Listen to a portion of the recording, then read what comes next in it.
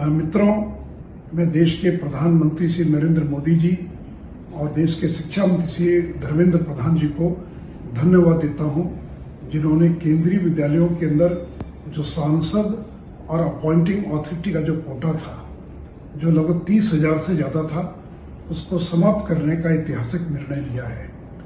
मैं पिछले वर्षों में लगातार इस मामले को राज्यसभा में और अखबारों में लेख के माध्यम से उठाता रहा था। इस कोटे को समाप्त किया जाना चाहिए, क्योंकि देखिए, सांसद के पास 10 का कोटा था और 1,000 लोगों के आवेदन आते थे, तो सांसदों की तो आफत थी। 10 का किया और 900 लोग नाराज हो जाते थे, तो सांसदों की जान बची। और लोकतांत्रिक व्यवस्था में किसी भी प्रकार का ऐच्छिक कोटा नहीं होना चाहिए। इस कोटे में न तो आरक्षण के नियमों का प्रावधान था और न इसमें कोई मेरिट थी। ये बहुत ही ऐतिहासिक निर्णय लिया है।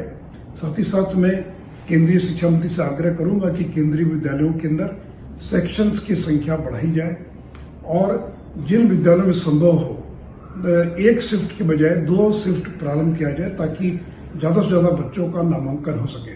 तो फिर से एक बार देश के प्रधानमंत्री और शिक्षा मंत्री जी को इस ऐतिहासिक निर्णय के लिए अपनी ओर से मैं बधाई और धन्यवाद देता हूँ। मित्रों, मैं देश के प्रधानमंत्री श्री नरेंद्र मोदी जी और देश के शिक्षा मंत्री श्री धर्मेंद्र प्रधान जी को धन्यवाद देता हूं, जिन्होंने केंद्रीय विद्यालयों के अंदर जो सांसद और अपॉइंटिंग अथॉरिटी का जो कोटा था, जो लगभग 30,000 से ज़्यादा था, उसको समाप्त करने का ऐतिहासिक निर्णय लिया है। मैं पिछले वर्षों में लगातार इस मामले को राज्यसभा में और अखबारों में लेख के माध्यम से उठाता रहा था।